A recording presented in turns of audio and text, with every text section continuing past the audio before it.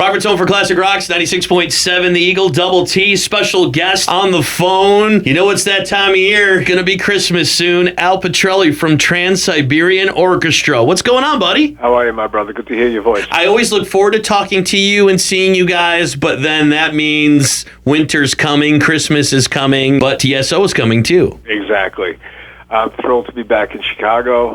I think December 28th, right after Christmas. We got two big shows, and it's just going to be exciting. We're bringing back more stuff than we did last year, which is hard to believe, but we are. When you're putting together one of these shows, is there a limit to what you can do?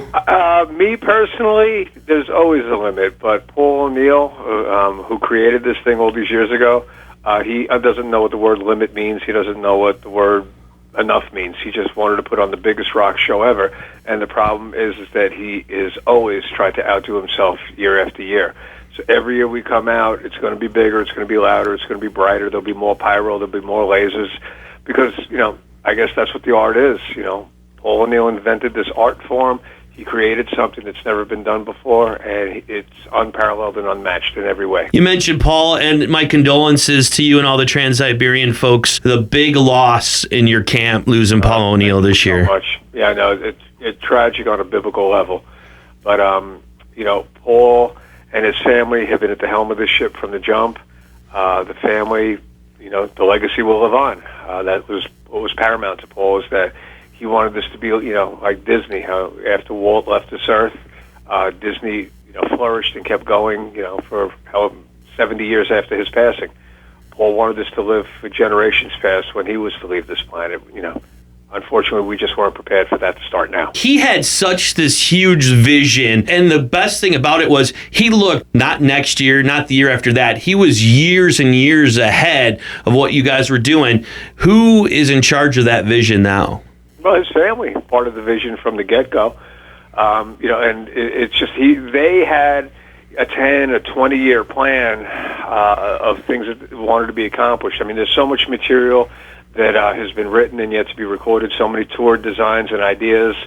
So this will go into, listen, just like Steve Jobs at Apple. All of a sudden, the poor man, he passed a bunch of years ago, now all of a sudden the iPhone 10's out, This is, again, what Paul and I, would talk about at 3 o'clock in the morning when we were finishing up recording on, how his child, my children, the next generations of designers, artists, writers, creators, he just wanted to see this live forever. He always admired the works of Beethoven and Mozart because, these works were written 200 or 300 years ago, yet they're as important now as they were then. I'm talking to Al Pitrelli from Trans Siberian Orchestra. They have 2 shows at the Allstate Arena in Chicago on December 28th. So let's talk about this year's show. Every year it's something different. I'm sure you guys have something special planned, don't you?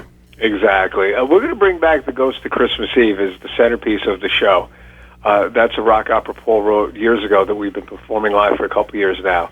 And basically, it tells the tale of a young runaway who finds shelter in an old abandoned theater on Christmas Eve. And she's cold and she's tired, and she realizes, she made a mistake. She just wants to go home. She doesn't remember what the fight was about with her parents. Mm-hmm. The parents don't recall either. They just know that they want their baby home. And one of the things that certainly I didn't see coming was that how everybody in the audience could relate to this story. Just insert name or situation to Paul's work, and it becomes about you. Everybody misses somebody around the holidays. So it's a privilege to, bring this show back to life yet again.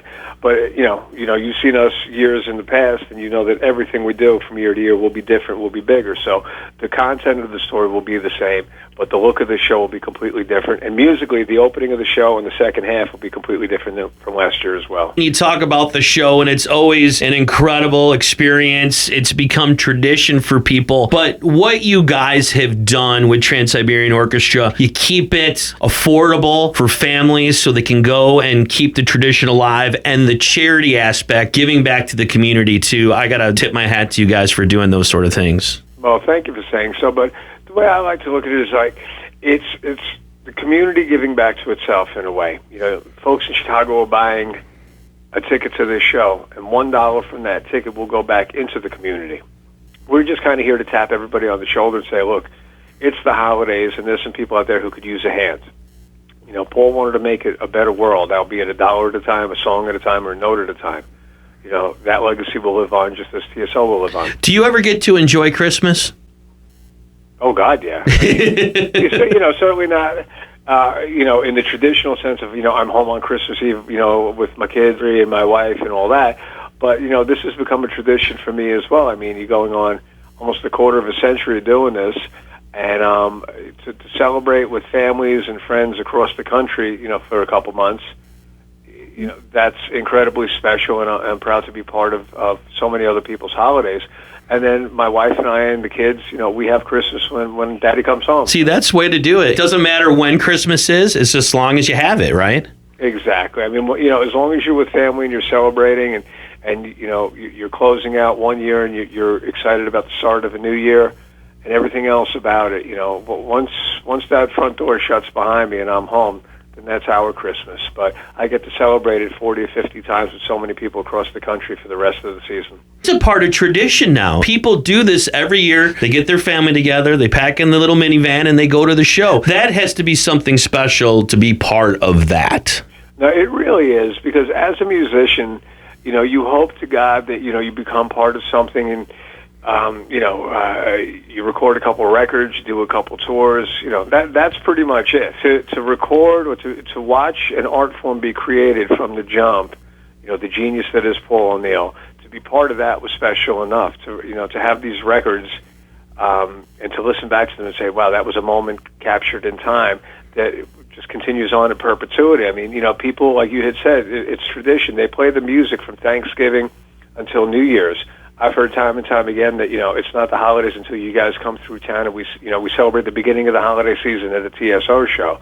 And for this to be going on for 23 or so years now exceeded all my expectations and all my wildest dreams. I mean, I remember being 13, 14 years old, watching Zeppelin play at the Nassau Coliseum, thinking, God, one day, I can only do that once, you know.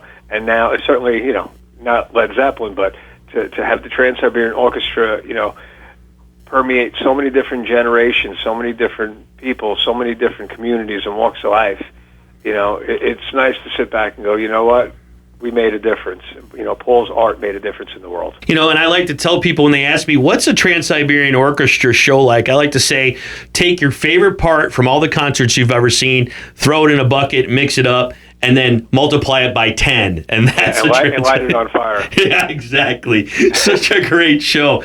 Al, thanks for taking the time again. Always great to talk to you. Thursday, December 28th, 2 shows at the Allstate Arena in Chicago, 3 o'clock and 8 o'clock. Al Pitrelli from Trans Siberian Orchestra, thank you so much for taking the time, and have another great tour.